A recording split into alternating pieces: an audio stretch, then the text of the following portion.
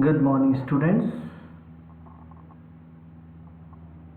Today we are going to discuss the very important part of organic chemistry, which is resonance and mesomeric effect. Many important reactions, mechanism explain on the basis of this point, right?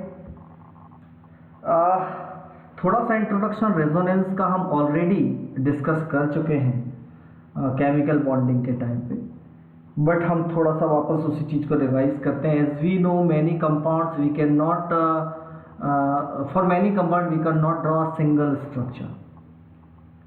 We can not explain the structure of many compound by single structure. We need to define the properties of that compound. Many other structure we need to draw. एक किसी compound के लिए एक से ज़्यादा structure में draw करने पड़ते हैं उसके बारे में बताने के लिए. So representation of compound by more than one structure is known as resonance, and all those structures are known as resonating structures. All the resonance structure या resonating structures are also termed as canonical structure or contributing structures or hypothetical, और उनका कोई real meaning नहीं होता है. ठीक है, हमेशा याद रखिएगा. And the important one more thing, actual structure lies between all the resonance structure termed as resonance hybrid. तो जो एक्चुअल स्ट्रक्चर होता है उसे रेजोनेंस हाइब्रिड कहा जाता है, जो कि मोस्ट स्टेबल होता है और जिसकी एनर्जी सबसे कम होती है. The difference in energy between the actual structure and lowest energy resonance structure is called actual. It means resonance hybrid. और जितने भी रेजोनेटिंग स्ट्रक्चर होते हैं उनमें सबसे कम एनर्जी जिसकी होती है उनकी एनर्जी के डिफरेंस को हम कहते हैं stabilization energy. So these are some theoretical or some important information that you need to know before we proceed for resonance, right? Here we are, you can see the condition for resonance. कैसे compound में, किन compound में resonance आपको देखने को मिलेगा. सबसे पहले हमें ये पता होना बहुत जरूरी है कि रेजोनेंस किन कंपाउंड्स में देखने को मिलेगा.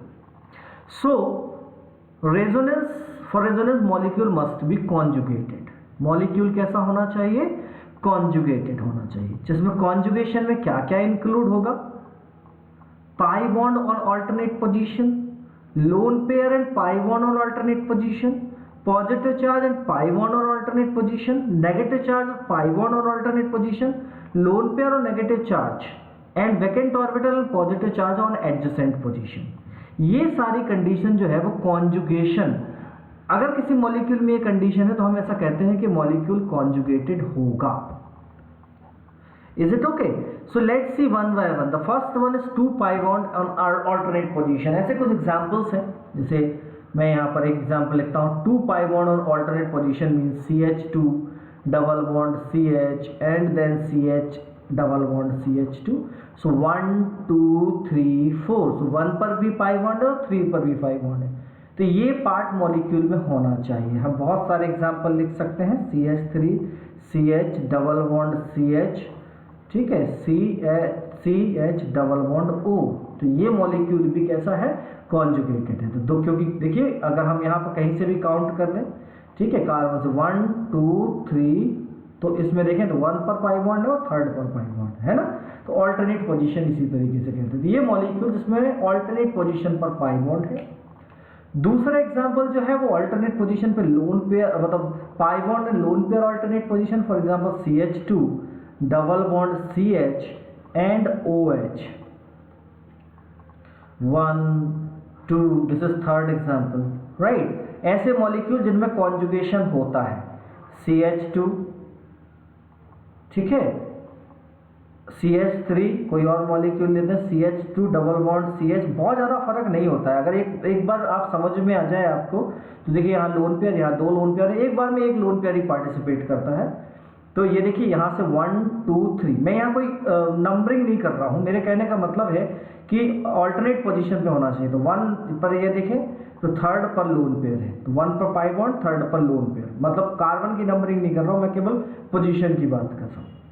सो ये सेकंड एग्जांपल. इसी तरह से अगर कोई मॉलिक्यूल चार्ज्ड मॉलिक्यूल है, तो negative charge like CH2 CH3 CH double bond CH और यहाँ पर क्या हो जाएगा CH डबल बॉन्ड और यहाँ पर क्या हो गया O माइनस, बराबर। तो ऑक्सीजन O माइनस होता है, 3 लोन पेयर उसके पास हो जाते हैं, उससे हमें कोई खास मतलब नहीं, माइनस चार्ज है।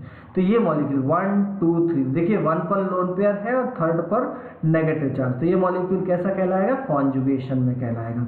इसी तरह से एक और मॉलिक्यूल की बात करें जिसमें आपको कॉन्जुगेशन इजीली रिफ्लेक्ट हो जाए, लाइक CH2 प्लस और CH2 plus CH double bond CH2 है ना। तो यहाँ देखिए 1 2 3, तो 1 पर लोन पाई बॉन्ड, 3 पर पॉजिटिव चार्ज, ठीक है। या हम इसको इस तरह से दे सकते हैं CH2 double bond CH, sorry not like this, CH2 और जो है वो इसको थोड़ा मैं इसको हटा देता हूँ, अच्छा नहीं लग रहा है ना। तो और क्या एग्जाम्पल हो सकते हैं, ऐसे बहुत सारे एग्जाम्पल पॉसिबल है, like CH2 double bond CH2 और यहाँ पर माइनस चार्ज, लेकिन ये माइनस चार्ज हो जाएगा। एक्चुअली आई डोंट वांट कि मैं यहाँ पर कोई कंफ्यूज करूँ आपको, मैं केवल एक जनरल एग्जांपल आपसे शेयर करना चाह रहा हूँ, माइनस चार्ज नहीं चाह रहा मैं यहाँ पे कुछ हो, ठीक है। तो ओके, जैसे बहुत सारे एग्जांपल्स बनाए जा सकते हैं जिसमें प्लस चार्ज जो है वो ऑल्टरनेट पोजीशन पे हो सकता है, ठीक है। तो ये आपने एग्जांपल देख लिया, आई थिंक इट इज सफिशिएंट कि इस तरह की कंडीशंस होती हैं। या फिर एडजेसेंट पोजीशन, जैसे CH2 प्लस चार्ज है और OH lone pair, adjacent position पे ये कंडीशंस है ना, CH2 के ऊपर प्लस चार्ज है और NH2 एडजेसेंट पोजीशन पे है। तो ऐसे मॉलिक्यूल में हम इस तरह की कंडीशन जहां होती है, चाहे वो आयंस हो चाहे वो मॉलिक्यूल्स हो, जैसे इन सारे केसेस में आप देख सकते हैं मॉलिक्यूल्स है, इन सारे केसेस में माइनस चार्ज, यहाँ प्लस चार्ज, यहाँ प्लस चार्ज, तो आयंस है, right.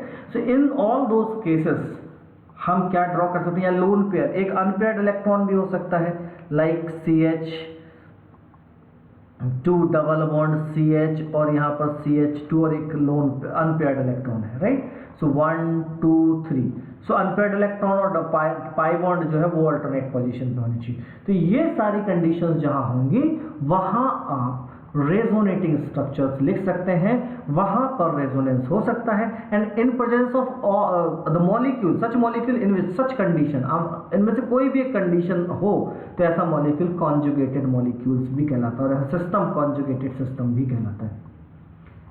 Okay, right now here we are on the next condition. Here we are on the next condition that now this is the condition for resonance. एक चीज हो गई condition for resonance. Now rules for writing resonating structure. अब अगर हमें resonating structure लिखने हैं तो उनके rules क्या होंगे। तो रूल्स में क्या होता है, सेम पोजीशन ऑफ न्यूक्लियाई और एटम, अपन सिंपली कह सकते हैं कि जो एटम्स की पोजीशन है वो सेम रहेगी। लोन पेयर्स का नंबर्स हमेशा सेम होना चाहिए। Same number of unpaired electron, अगर कोई अनपेयर्ड इलेक्ट्रॉन है तो वो भी सेम होना चाहिए। चार्ज शुड बी सेम, अगर मतलब चार्ज कंजर्व होगा, अगर पॉजिटिव चार्ज इनिशियली है तो हमेशा पॉजिटिव, टोटल चार्ज का जो सम होगा वो पॉजिटिव होगा। Only pi electrons, lone pair electrons charge delocalised और चेंज देयर पोजीशन। तो पाई इलेक्ट्रॉन जो होते हैं, लोन पेयर इलेक्ट्रॉन्स होते हैं, चार्ज जो होता है वो डीलोकलाइज्ड होते हैं, मतलब उनकी पोजीशन ही केवल चेंज हो सकती है। जैसे मैंने आपसे ऑलरेडी कहा है कि इन स्ट्रक्चर्स में जो मैंने आपसे ड्रॉ किए हैं कि इनमें सब में रेजोनेंस हो सकता है। तो कैसे अब इन सब में रेजोनेंस होगा मैं आपको वो दिखाता हूँ। जैसे पहला स्ट्रक्चर है, अगर मैं पहले स्ट्रक्चर के लिए आपसे बात करूँ तो पहले स्ट्रक्चर में, चलिए मैं एक कलर ले लेता हूँ तो यहाँ पर थोड़ा सा आपको अलग से डिफरेंट होगा। तो अब क्या होगा पहले स्ट्रक्चर में क्या हो जाएगा, जैसे मान लीजिए ये बॉन्ड इधर शिफ्ट हो गया, राइट। तो इस कंडीशन में क्या हो जाएगा, ये बॉन्ड इधर शिफ्ट हो गया तो इसके ऊपर चार्ज आ गया माइनस, इसके ऊपर चार्ज आ गया प्लस, और उस कंडीशन में ये बॉन्ड इधर शिफ्ट हो सकता है। तो कंडीशन क्या बनेगी, CH2 CH double bond CH और CH2, और यहाँ पर क्या हो गया, यहाँ पर माइनस चार्ज आ गया, और यहाँ पर क्या आ जाएगा, देखिए इसने बॉन्ड इधर शिफ्ट किया तो ये पाई बॉन्ड इधर शिफ्ट हो गया, तो इसके ऊपर क्या चार्ज आ जाएगा, प्लस चार्ज आ गया। ऑपोजिट भी हो सकता है कि भाई ये पुल कर ले तो माइनस यहाँ आ जाएगा, प्लस यहाँ आ जाएगा। आप कहेंगे दोनों स्ट्रक्चर एक जैसे ही, नहीं, फर्क इस बात का होता है कि कार्बन नंबर का हमें ध्यान रखना पड़ता है। IUPAC नेम की हम बात नहीं कर रहे, कार्बन नंबर की। तो अभी अगर देखें तो 1 पर माइनस चार्ज और 4 पर प्लस चार्ज है, ऑपोजिट करेंगे तो 1 पर प्लस चार्ज और 1 पर माइनस चार्ज और 4 पर प्लस चार्ज हो जाएगा। अगर यहाँ से इलेक्ट्रॉन इस तरीके से ट्रेवल करे ऑपोजिट डायरेक्शन में, ये इधर चला जाए तो ये बॉन्ड इधर शिफ्ट हो जाए, राइट, तो ऐसी कंडीशन भी हो सकती है। तो ये दोनों, ये तीनों स्ट्रक्चर काउंट हो गए, यानी ये खुद जो है, इसके अलावा ये सेकंड वाला और जो थर्ड वाला जो मैं आपसे कह रहा हूँ, CH2 के ऊपर माइनस, फिर CH डबल बॉन्ड CH और यहाँ पे CH2 के ऊपर प्लस, तो वो किसी भी एक डायरेक्शन में जा सकता है। जब सेम एटम्स होते हैं तब वहाँ कोई इश्यू नहीं होता। जैसे इस कंपाउंड में देखें तो इस कंपाउंड में डायरेक्शन हमेशा ज़्यादा इलेक्ट्रोनेगेटिव एटम की तरफ होता है। तो कैसे आएगा, ये इधर शिफ्ट हो गया, ऑब्वियसली इसके ऊपर माइनस, इसके ऊपर प्लस, और इस कंडीशन में ये बॉन्ड इधर शिफ्ट हो जाएगा तो इसके ऊपर प्लस चार्ज आ जाएगा। तो इसका स्ट्रक्चर क्या बन जाएगा, CH3 CH and here plus charge is there, CH double bond CH and here O minus is there. बन गया कि नहीं बन गया, तो एक स्ट्रक्चर ये हो गया, एक स्ट्रक्चर ये हो गया। ऐसे ही अगर मैं इस स्ट्रक्चर में देखूँ तो देखिए ये इधर ये अपने तरफ इलेक्ट्रॉन पुल कर लेगा, माइनस चार्ज इसके ऊपर आ जाएगा, तो इस कार्बन के ऊपर प्लस चार्ज आ जाएगा, तो ये लोन पेयर यहाँ आ जाएंगे। तो क्या बन जाएगा, ये CH2 प्लस, CH2 इलेक्ट्रॉन पुल किए ना उसने, तो क्या हो जाएगा CH2 माइनस, तो CH2 माइनस हो गया।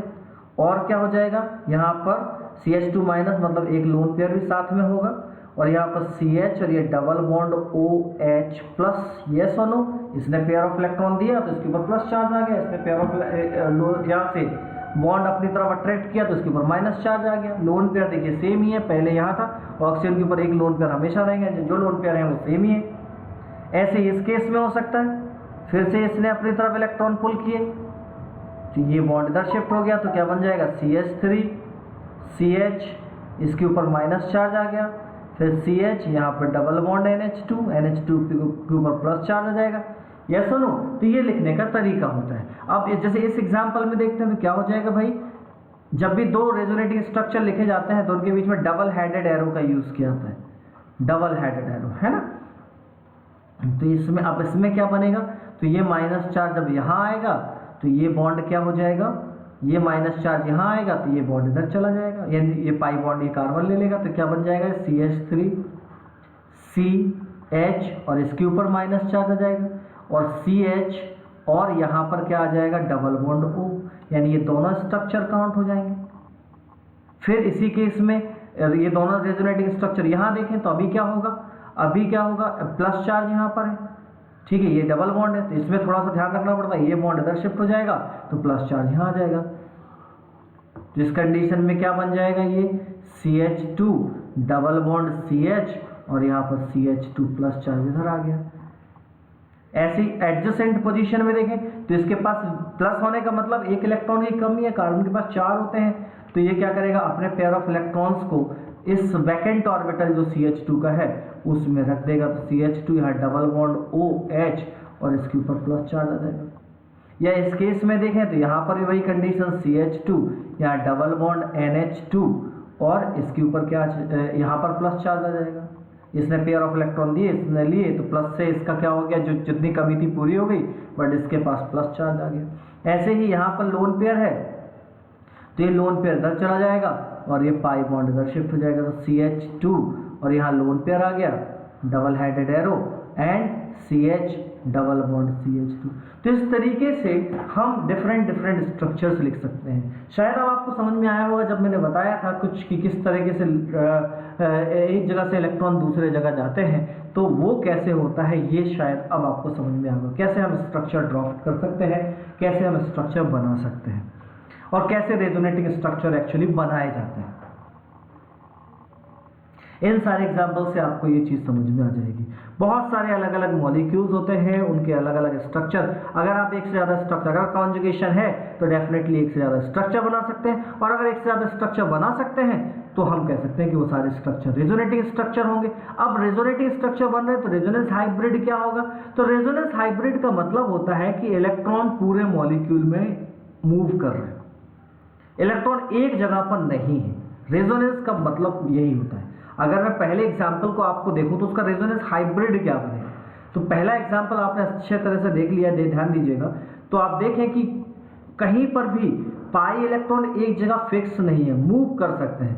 तो इसीलिए जब आप उसका रेजोनेंस हाइब्रिड बनाते हैं तो उसका मतलब होता है CH2, CH, CH और CH2। और जो पाई इलेक्ट्रॉन है, पाई इलेक्ट्रॉन डेंसिटी को आप इस तरीके से रिप्रेजेंट कर देते हैं कि pi electron density total molecules में सब जगह डिस्ट्रीब्यूटेड है। इसका मतलब ये होता है कि जहाँ सिंगल बॉन्ड है उसमें डबल बॉन्ड के कैरेक्टर आ जाएंगे, और जो डबल बॉन्ड है उसमें सिंगल बॉन्ड के कैरेक्टर आ जाते हैं। कार्बन कार्बन सिंगल बॉन्ड की बॉन्ड लेंथ अराउंड 1.54 पिकोमीटर होती है, जबकि कार्बन कार्बन डबल बॉन्ड की जो बॉन्ड लेंथ है अराउंड 1.36 पिकोमीटर के आसपास देखने को मिलती है। लेकिन अगर आप ऐसी सिचुएशन में जिनमें कॉन्जुगेशन होता है उन मॉलिक्यूल्स में देखें, जैसे इस मॉलिक्यूल में सिंगल बॉन्ड भी है और डबल बॉन्ड भी है, तो रेजोनेंस की जरूरत क्यों पड़ी, रेजोनेंस क्यों आया पिक्चर में, ये यहाँ समझ में आता है।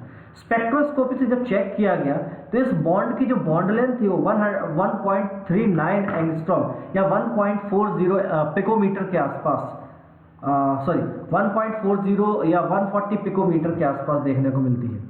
Generally carbon carbon single bond की जो बॉन्ड लेंथ है वो पिकोमीटर में, अगर मैं बोलूँ, मैंने अभी शायद गलत वैल्यू यूज़ की थी, तो अगर मैं पिकोमीटर में बोलता हूँ तो carbon carbon single bond 154 picometer होता है और carbon carbon double bond 136 picometer. But यहाँ पर कार्बन कार्बन सिंगल बॉन्ड की जो बॉन्ड लेंथ स्पेक्ट्रोस्कोपी से पता चलती है वो 139 पिकोमीटर के आसपास या 140 पिकोमीटर के आसपास तक होती है। इसका मतलब है कि इसमें ना तो सिंगल बॉन्ड कैरेक्टर पूरी तरह से, ना ही डबल बॉन्ड।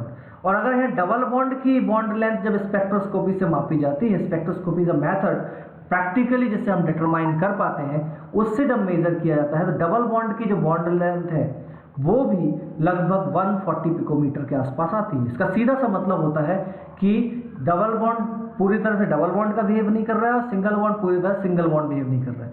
ऐसा इसलिए होता है क्योंकि पाई इलेक्ट्रॉन का डिस्ट्रीब्यूशन पूरे मॉलिक्यूल में होता है। यही रेजोनेंस का एक्चुअली एप्लीकेशन देखने को मिलता है हर जगह। आप किसी भी केस में जहां जहां कॉन्जुगेशन होगा वहां सिंगल बॉन्ड है तो उसमें डबल बॉन्ड कैरेक्टर आएंगे, और डबल बॉन्ड है तो उसमें सिंगल बॉन्ड कैरेक्टरिस्टिक जैसे रहेंगे। लेकिन एक्चुअली ना वो सिंगल बॉन्ड पूरी तरह से होगा, ना ही वो डबल बॉन्ड पूरी तरह से होगा। और ये किस कारण से होता है आपको समझ में आ गया होगा। इलेक्ट्रॉन का डिस्ट्रीब्यूशन पूरे मॉलिक्यूल्स में होता है, इस कारण से ये देखने को मिलता है। और ये है रेजोनेंस का इम्पैक्ट। अगर हम बेंजीन के लिए एक स्ट्रक्चर ड्रॉ करते हैं तो बेंजीन में 1, 2 and 3 you can see 3 bond is there. अब ये अगर मैं इन बॉन्ड को इसको इधर शिफ्ट कर दूं, इसको इधर शिफ्ट कर दूं, इसको इधर शिफ्ट कर दूं, तो देखिए कॉन्जुगेशन में है ही पाई बॉन्ड, कोई प्रॉब्लम ही नहीं है। तो ये इधर शिफ्ट हो जाएगा, इधर शिफ्ट हो जाएगा, इधर शिफ्ट हो जाएगा। शायद आपको अच्छी तरह से याद हो, जब मैंने बेंजीन का पहली बार आपसे IUPAC नेमिंग की बात की थी तब मैंने बताया था कि इसे साइक्लोहेक्स 135 ट्राइन नहीं कह सकते। ऐसा इसलिए क्योंकि यहाँ पर डबल बॉन्ड डीलोकेलाइज्ड होते हैं, कोई फिक्स्ड पोजीशन डबल बॉन्ड की नहीं होती है। और इसीलिए जो इन दोनों का हाइब्रिड बनता है, जो बेंजीन के लिए एक्चुअली हाइब्रिड स्ट्रक्चर बनता है, वो कुछ इस तरीके से होता है। और इसलिए कई बार आप बेंजीन को बेंजीन रिंग बनाकर उसके अंदर गोल गोल रिंग डाल देते हैं, जिससे कि उसका मतलब होता है कि जो पाई इलेक्ट्रॉन है वो पूरी बेंजीन रिंग में घूम रहे हैं। So this is the condition for pi bond. These are the that I can say these are the rules for writing resonating structure। और उन्हीं रूल्स का यूज करके देखिए किसी भी रूल में पोजीशन जो है वो एटम्स की पोजीशन चेंज नहीं हुई है, लोन पेयर सेम है, अनपेयर्ड इलेक्ट्रॉन सेम है, चार्ज सेम है, और केवल pi electron, lone pair electron और चार्ज जो है वो डीलोकेलाइज होते हैं, एक जगह से दूसरी जगह तक जाते रहते हैं। और तभी जा सकते हैं जब मोस्ट ऑफ द केसेस में ऑल्टरनेट पोजीशन में होते हैं पाई बॉन्ड के साथ, या फिर एडजेसेंट पोजीशन पे खाली ऑर्बिटल होता है और लोन पेयर होते हैं। ऐसी कंडीशंस में ही ये हो सकता है, तो ये जरूर ध्यान रखिएगा। नेक्स्ट अगर हम आ जाते हैं कि भाई अगर हमारे पास कुछ रेजोनेटिंग स्ट्रक्चर हैं तो उनमें से कौन सा स्ट्रक्चर सबसे ज़्यादा स्टेबल होगा। तो इसके लिए सबसे बढ़िया रूल जो है, पहला रूल है कि जिसमें जितने ज़्यादा कोवेलेंट बॉन्ड होंगे वो स्ट्रक्चर उतना ज़्यादा स्टेबल होगा, ठीक है। और स्टेबिलिटी की बात अगर हम करें, और जिसकी स्टेबिलिटी ज़्यादा होगी उसकी एनर्जी भी कम हो जाती है, हमेशा याद रखिएगा। इसके अलावा तो ये देखिए इन रूल्स को हमें इसी सीक्वेंस में यूज़ करना है। सबसे पहले हमें नंबर ऑफ कोवेलेंट बॉन्ड देखने हैं, ठीक है। जितने ज़्यादा ये पॉइंट्स जो है एप्लीकेबल होंगे उतना अच्छा, उतना ज़्यादा स्टेबल, ठीक है। All the atoms with octet of electrons, मतलब ऑक्टेट कंप्लीट होना चाहिए। ऐसा नहीं होना चाहिए कि किसी का ऑक्टेट कंप्लीट ना हो। अगर ऑक्टेट कंप्लीट नहीं है तो वो अनस्टेबल होगा। ऑपोजिट चार्जेस के बीच में सेपरेशन कम होना चाहिए, पहली बात। और सेम चार्जेस यानी अनलाइक चार्जेस के बीच में सेपरेशन कम होना चाहिए, और लाइक चार्जेस के बीच में सेपरेशन ज़्यादा हो सकता है, डिस्पर्सल ऑफ चार्ज ज़्यादा होना चाहिए। नेगेटिव चार्ज जो है उसके ऊपर, नेगेटिव चार्ज जो है वो इलेक्ट्रोनेगेटिव एटम के ऊपर होना चाहिए, और पॉजिटिव चार्ज जो है वो इलेक्ट्रोपॉजिटिव एटम के ऊपर। मतलब मोर, अगर नेगेटिव चार्ज आपको रखना है स्टेबिलिटी के लिए, नेगेटिव चार्ज किस पर होगा, जो ज़्यादा है, दो एटम है उनमें से जो ज़्यादा इलेक्ट्रोनेगेटिव एटम है उस पर नेगेटिव चार्ज होगा तो स्टेबिलिटी ज़्यादा होगी, और अगर कोई कम है तो उस पर नेगेटिव चार्ज होगा तो इलेक्ट्रोनेगेटिविटी कम हो जाएगी। मैं कुछ एग्जाम्पल जो आपने शेयर किए, मैं उन्हीं एग्जाम्पल्स के थ्रू आपको बताऊंगा कौन सा स्ट्रक्चर। अगर आप इन दो स्ट्रक्चर्स में देखें तो इस स्ट्रक्चर की स्टेबिलिटी, इन दोनों स्ट्रक्चर, इस स्ट्रक्चर में और इस स्ट्रक्चर में देखें तो कोई खास चेंज नहीं है, लेकिन इस स्ट्रक्चर में पाई बॉन्ड देखिए, टोटल बॉन्ड अगर आप निकालेंगे केवल पाई बॉन्ड चेक कर लीजिए, बाकी बॉन्ड तो सेम है, उनमें कोई चेंज होता ही नहीं है। तो यहाँ दो पाई बॉन्ड है और इनमें एक पाई बॉन्ड है, यानी ये स्ट्रक्चर ज़्यादा स्टेबल हो जाएगा। फिर अगर इस स्ट्रक्चर में देखें तो एक कंडीशन ये बन सकती है ना, और एक कंडीशन ये बन सकती है। आप ऐसा भी कह सकते हैं कार्बन के ऊपर माइनस चार्ज, अगर आप ऐसा चाहें कि स्ट्रक्चर ऐसा बना दें कि भाई ये माइनस चार्ज इधर गया, इधर ले आए हम, तो ऐसा बिल्कुल भी नहीं चलता, क्योंकि ऑक्सीजन जो है वो प्लस चार्ज ऐसी कंडीशन में बिल्कुल रखना पसंद नहीं करता, है ना। तो इन दोनों दो स्ट्रक्चर बन सकते हैं, इनमें से ऑब्वियसली इसमें पाई बॉन्ड ज़्यादा है तो ये ज़्यादा स्टेबल हो जाएगा। इसके अलावा अगर आप पाई बॉन्ड के अलावा भी देखें, इसमें ऑक्टेट, इस कार्बन का ऑक्टेट इनकम्प्लीट है, ये कार्बन का ऑक्टेट इनकम्प्लीट है। इस स्ट्रक्चर में अगर हम देखें तो इस स्ट्रक्चर में ऑक्सीजन के ऊपर, ये देखिए एक स्ट्रक्चर ये है और एक स्ट्रक्चर एक है, नंबर ऑफ पाई बॉन्ड दोनों में सेम ही है, आप देख पा रहे होंगे नंबर ऑफ पाई बॉन्ड दोनों में सेम ही है, लेकिन ऑक्सीजन में कैसा है, प्लस चार्ज है। ऑक्सीजन में क्या चार्ज आया है, ऑक्सीजन के ऊपर प्लस चार्ज है, ठीक है। और इसीलिए ऑक्सीजन के ऊपर प्लस चार्ज होने के कारण से ये ज़्यादा स्टेबल होगा। ऑक्सीजन के ऊपर प्लस चार्ज नहीं हो सकता, ऑक्सीजन के ऊपर या होता है तो वो अनस्टेबल कंसीडर किया जाता है, कंपैरेटिवली स्टेबिलिटी कम हो जाती है। इसी तरह से नाइट्रोजन के ऊपर प्लस चार्ज है दूसरे स्ट्रक्चर में, इसीलिए ये ज़्यादा स्टेबल होगा। यू कैन सी हेयर, इन दोनों स्ट्रक्चर में देखिए, यहाँ पर ऑक्सीजन के ऊपर माइनस चार्ज था, कार्बन के ऊपर माइनस चार्ज है, तो ऑब्वियसली ऑक्सीजन के ऊपर माइनस चार्ज ज़्यादा स्टेबल होगा। इन दोनों स्ट्रक्चर में कोई खास फर्क नहीं, दोनों स्ट्रक्चर बराबर ही हैं, सेम एनर्जी के होते हैं। ऐसे जब स्ट्रक्चर जिनमें ऑलमोस्ट सेम एनर्जी होती है उन्हें कहते हैं इक्विवेलेंट रेजोनेटिंग स्ट्रक्चर, है ना। और जिस मॉलिक्यूल में जितने ज़्यादा इक्विवेलेंट रेजोनेटिंग स्ट्रक्चर होते हैं उतना ज़्यादा स्टेबल होता है। इस स्ट्रक्चर में देखिए, इसमें ऑक्सीजन के ऊपर प्लस चार्ज तो है, लेकिन सबसे पहले अपन क्या देखते हैं, नंबर ऑफ पाई बॉन्ड या कोवेलेंट बॉन्ड, तो इसमें देखिए कोवेलेंट बॉन्ड ज़्यादा है, इसलिए ये ज़्यादा स्टेबल होता है। ऐसी कंडीशन को कई बार हम बैक बॉन्डिंग भी कहते हैं। इसी तरह से इस सिचुएशन में भी यही कंडीशन, और इन दोनों में एक जैसी सिचुएशन बनती है। तो हमेशा याद रखिएगा, आप उन रूल्स को 1 2 3 4 उसी पैटर्न में उसी सीक्वेंस में यूज़ करेंगे तो आप किसी भी कंपाउंड के लिए ये बता सकते हैं कि किसकी स्टेबिलिटी ज़्यादा है, और उसके रेजोनेटिंग स्ट्रक्चर्स में आसानी से बता सकते हैं कि किसकी स्टेबिलिटी ज़्यादा है और किसकी स्टेबिलिटी कम है। मैं यहाँ पर कुछ और इम्पॉर्टेंट रेजोनेटिंग स्ट्रक्चर आपसे शेयर करना चाहता हूँ जो कि बहुत इंपॉर्टेंट है, जिसमें हम आगे के जो पढ़ते आए हैं उसको लेकर भी कुछ पॉइंट्स बात आगे जो पढ़ेंगे उस पर भी हम कुछ डिस्कशन कर पाएंगे। For example here I am with the one that is, अगर आप इसके रेजोनेटिंग स्ट्रक्चर को समझ पाएंगे तो हर तरीके से रेजोनेटिंग स्ट्रक्चर को समझ जाएंगे, कोई प्रॉब्लम नहीं होगी। इसे एनिलीन कहते हैं, हम सब IUPAC नेम जानते हैं, राइट। अब देखिए एनिलीन क्या करेगा, इसके पास लोन पेयर इलेक्ट्रॉन है तो ये अपने लोन पेयर यहाँ रखेगा और इस कंडीशन में देखिए ऑब्वियसली यहाँ पर अगर रखेंगे तो कार्बन की वैलेंसी ज़्यादा हो जाएगी, तो ये बॉन्ड इधर शिफ्ट हो जाएगा। यही कंडीशन हम देखते हुए आए हैं। तो ये पहला रेजोनेटिंग स्ट्रक्चर इसका बन गया क्या, डबल बॉन्ड। यहाँ NH2 के ऊपर क्या चार्ज हो जाएगा, प्लस चार्ज हो जाएगा, और यहाँ पर माइनस चार्ज आ गया, एक स्ट्रक्चर। अब देखिए ये कॉन्जुगेशन यहाँ से तो अपन आ रहे हैं तो आगे की तरफ बढ़ना चाहिए। अब माइनस चार्ज यहाँ पर है, लोन पेयर इसके पास यहाँ पर है, तो ये क्या करेगा, यहाँ पुट कर देगा और ये यहाँ आ जाएगा। तो ये क्या बन गया, दूसरा रेजोनेटिंग स्ट्रक्चर बन गया। जैसा कि अपन ने माइनस चार्ज के लिए पहले ही देखा कि माइनस चार्ज किस तरीके से काम करता है। तो यहाँ प्लस चार्ज आ गया और यहाँ माइनस चार्ज आ गया। अब माइनस के पास लोन पेयर हमेशा होता है, तो ये क्या करेगा, यहाँ पुट करेगा अपने इलेक्ट्रॉन्स, तो पाई बॉन्ड बन जाएगा और यहाँ आ जाएगा। तो इस सिचुएशन में एक और स्ट्रक्चर डेवलप हो गया। देखिए तो यहाँ पर क्या हो गया, डबल बॉन्ड NH2 और N के ऊपर प्लस चार्ज हो गया, और यहाँ पर क्या हो गया, माइनस चार्ज आ गया। N पाई बॉन्ड यहाँ हो गया। And one more structure is possible कि ये यहाँ पुट करता है और अपने इलेक्ट्रॉन्स वापस ले लेता है। तो in that situation the structure will be NH2, और यहाँ पर क्या हो जाएगा, एक डबल बॉन्ड यहाँ पर, एक डबल बॉन्ड यहाँ पर, ये 5 स्ट्रक्चर बन सकते हैं। आपने देखा उसके पाई इलेक्ट्रॉन्स पूरी रिंग में ओपन होते हैं, इसलिए इसका जो रेजोनेंस हाइब्रिड बनता है, हाइब्रिड कैसा बनेगा, यहाँ पर NH2 प्लस और पूरी रिंग के ऊपर माइनस चार्ज होता है। तो ये इसका रेजोनेंस हाइब्रिड बन गया। तो इस कंडीशन में आपने देखा कि ये लोन पेयर पूरी रिंग में जाता है और रिंग के ऊपर नेगेटिव चार्ज इनहेंस हो जाता है, नेगेटिव चार्ज डेंसिटी बढ़ जाती है। एक और चीज आप देखें, नेगेटिव चार्ज डेंसिटी ऑर्थो और पैरा पोजीशन पर ही बढ़ती है। देखिए ऑर्थो पोजीशन पे बढ़ी, पैरा पोजीशन पे बढ़ी, और अगेन ऑर्थो पोजीशन पे। मेटा पोजीशन इसके रिस्पेक्ट में 1 पोजीशन ऑर्थो कहलाती है, 4 position is para and 3rd position is meta, that we know very well. तो ऑर्थो, पैरा और मेटा अगर आप ध्यान से देखें तो ये चेंजेस हमें देखने को मिलते हैं। I think it is very much clear to you, right. So ये हम जो चीजें मैंने कही वो ध्यान रखिएगा। इस तरह के ग्रुप्स जो रिंग के ऊपर इलेक्ट्रॉन डेंसिटी बढ़ा देते हैं, ठीक है, ऐसे इफेक्ट को,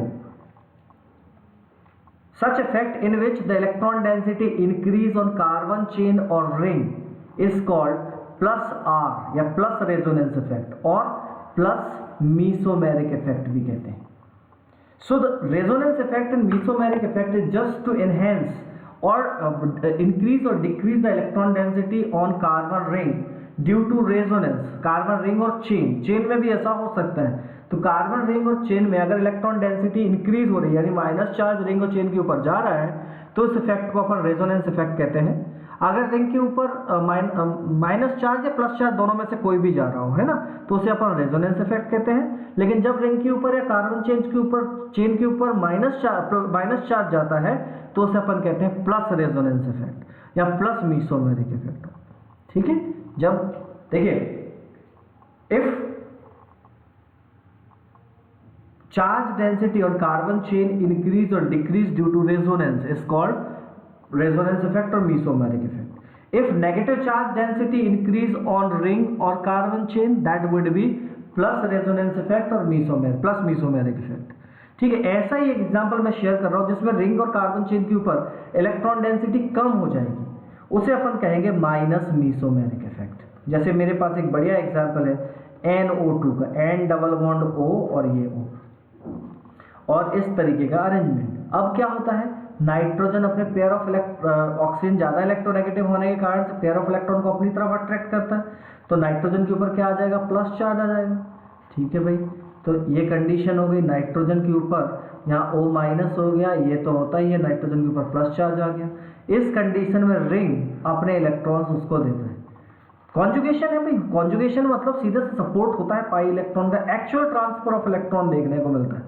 इंडक्टिव इफेक्ट में एक्चुअल ट्रांसफर ऑफ इलेक्ट्रॉन नहीं होता है। ठीक है, देखिए ये माइनस हो गया और यहाँ तो जो है ही, और यहाँ पर डबल बॉन्ड आ गया। अब ऑब्वियसली इसने पेयर ऑफ इलेक्ट्रॉन दिए तो इसके ऊपर क्या आ जाएगा, प्लस चार्ज आ जाएगा।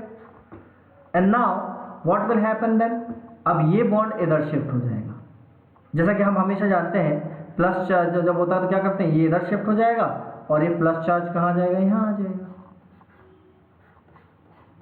तो ये क्या हुआ N, और यहाँ पर O माइनस, यहाँ पर डबल बॉन्ड और यहाँ पर O, और यहाँ पर क्या हो गया, it is I think very much clear कि यहाँ पर प्लस चार्ज आ जाएगा, और ये देखिए, ठीक है।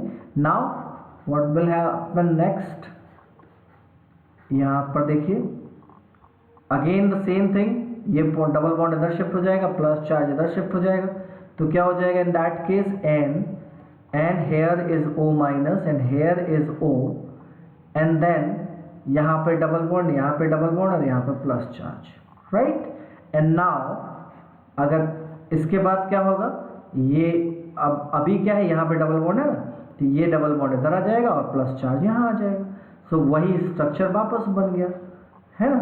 सो N और यहाँ पर क्या हो गया O माइनस O, और यहाँ पर डबल बॉन्ड, और ये देखिए, तो इस कंडीशन में आपने देखा, और इस सिचुएशन में क्या होता है, पूरी रिंग के ऊपर अगर मैं इसका रेजोनेंस हाइब्रिड बनाता हूँ, तो रेजोनेंस हाइब्रिड क्या हो जाएगा N, ठीक है, यहाँ पर O माइनस, यहाँ पर ये, और यहाँ पर डबल बॉन्ड, और पूरी रिंग के ऊपर प्लस चार्ज।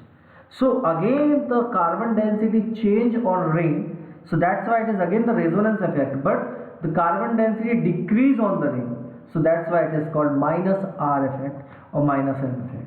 ऐसे ग्रुप्स जो प्लस रेजोनेंस इफेक्ट देते हैं उन्हें प्लस रेजोनेंस ग्रुप कहा जाता है, और जो माइनस रेजोनेंस इफेक्ट देते हैं उन्हें माइनस रेजोनेंस।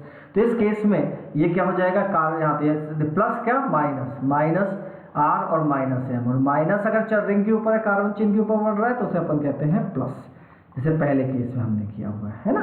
तो ये हमें ध्यान रखें। So this is what the our next part is, resonance effect और मीसोमेरिक इफेक्ट, ठीक है। Polarity produce in the molecule by resonance in molecule is known as resonance और मीसोमेरिक इफेक्ट। आपने देखा पोलैरिटी जनरेट हुई, प्लस और minus generate हुआ, तो जो रिंग के ऊपर इलेक्ट्रॉन डेंसिटी बढ़ाएंगे उन्हें अपन कहते हैं पॉजिटिव, वो इफेक्ट को कहते हैं पॉजिटिव रेजोनेंस इफेक्ट, या प्लस एम इफेक्ट भी कहते हैं, मीसोमेरिक इफेक्ट। तो वो सारे ग्रुप आप देख सकते हैं। नेगेटिव रेजोनेंस इफेक्ट वो करते हैं जो रिंग के ऊपर इलेक्ट्रॉन डेंसिटी कम कर सकते हैं। हमेशा ध्यान देखिए, नेगेटिव रेजोनेंस इफेक्ट में बड़े आसानी से आप ध्यान आइडेंटिफाई कर सकते हैं, जो ग्रुप कार्बन चेन से जुड़ा होता है या रिंग से जुड़ा होता है उसके साथ उससे ज़्यादा इलेक्ट्रोनेगेटिव एटम होता है। नाइट्रोजन से के साथ, नाइट्रोजन अगर रिंग के साथ जुड़ा है तो उसके साथ ऑक्सीजन जुड़ा हुआ है, कार्बन अगर रिंग के साथ जुड़ा है तो नाइट्रोजन जुड़ा हुआ है, कार्बन अगर रिंग के साथ जुड़ा है तो ऑक्सीजन जुड़ा हुआ है, कार्बन अगर रिंग के साथ जुड़ा है तो ऑक्सीजन जुड़ा हुआ है।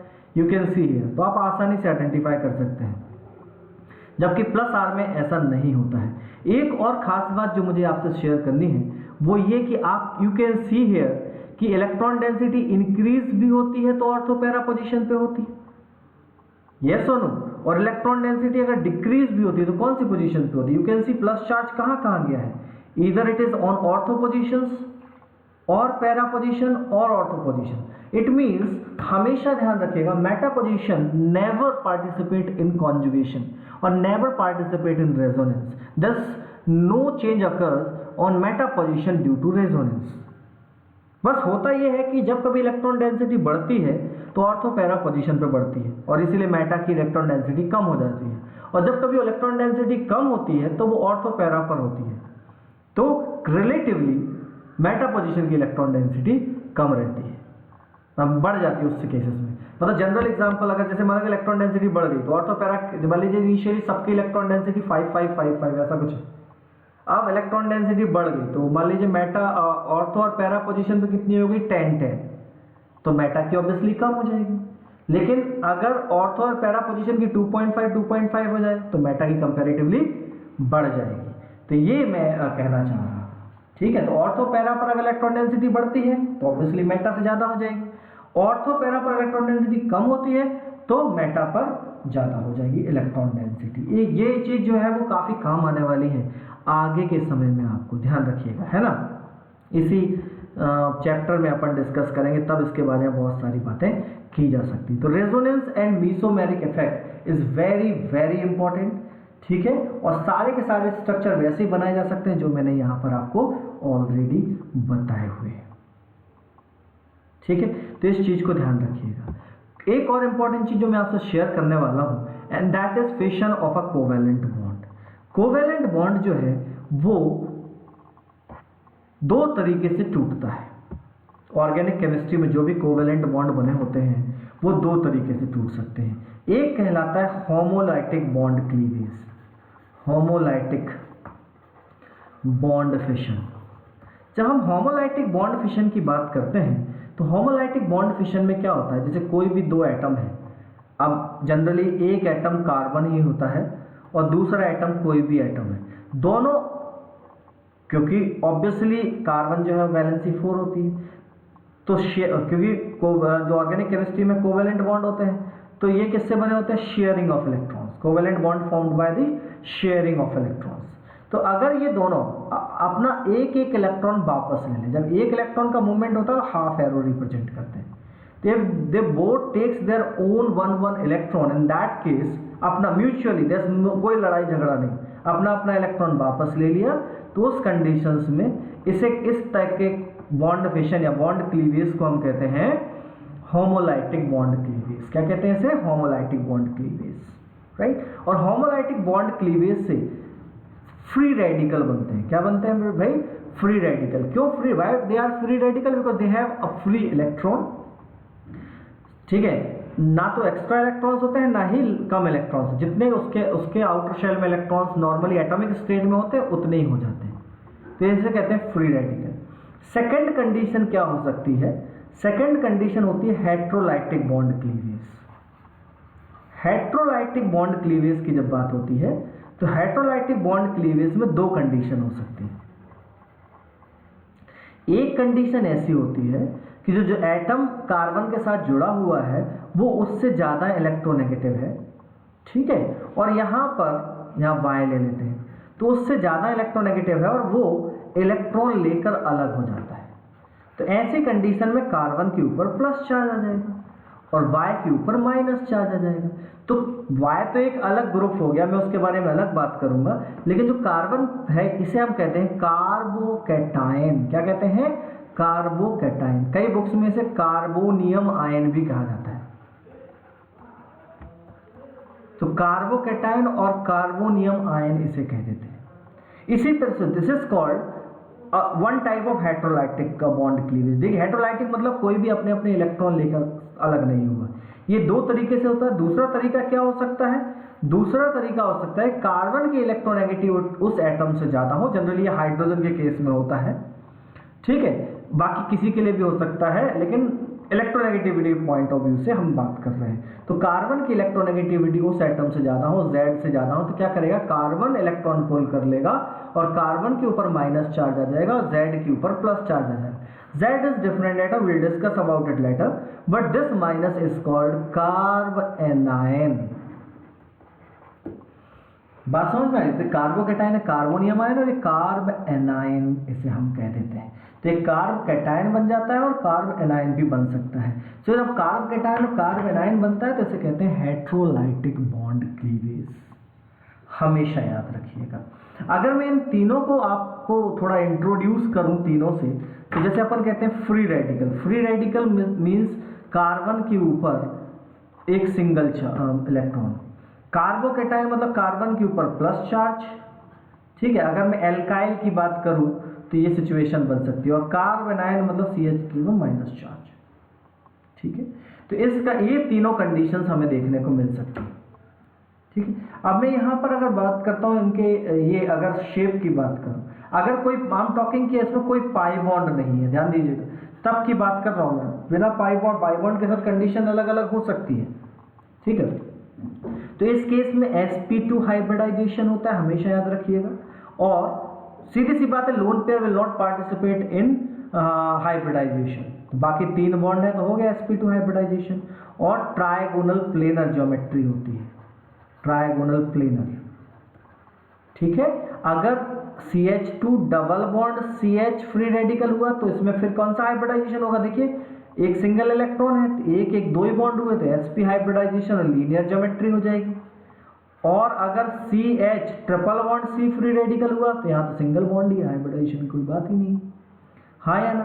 CH3 प्लस की बात करें तो यहाँ पर अगेन sp2 हाइब्रिडाइजेशन होता है और ट्राइगोनल प्लेनर ज्योमेट्री होती है। कौन सी ज्योमेट्री होती है, ट्राइगोनल प्लेनर ज्योमेट्री होती है।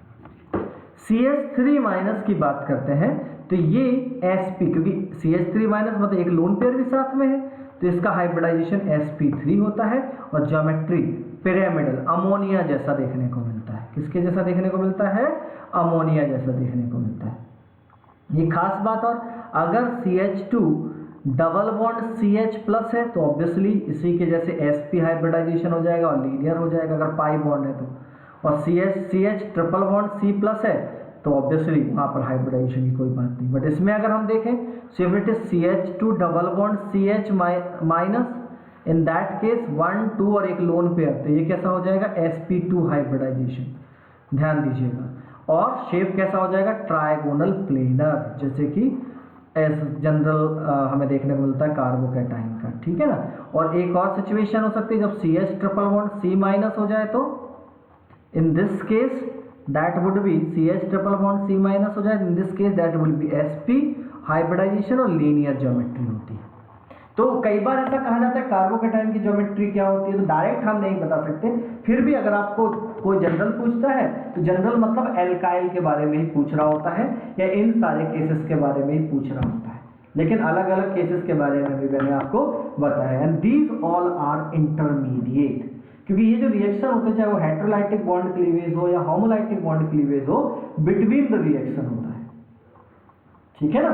तो क्लीवेज हो गया, कोई नया आकर जुड़ जाएगा, जो प्लस अलग हुआ जिसके ऊपर प्लस, इसे हम इलेक्ट्रोफाइल कहते हैं, या अलग होने मतलब इस तरह के प्लस चार्ज जिनके ऊपर होते हैं उन्हें इलेक्ट्रोफाइल कहते हैं, और जिसके ऊपर माइनस चार्ज होते हैं उन्हें न्यूक्लियोफाइल कहते हैं। उसके बारे में भी अपन कभी और बात करेंगे जी, लेकिन अभी के लिए ये सारी चीजें जरूर ध्यान रखिएगा। Thank you for today.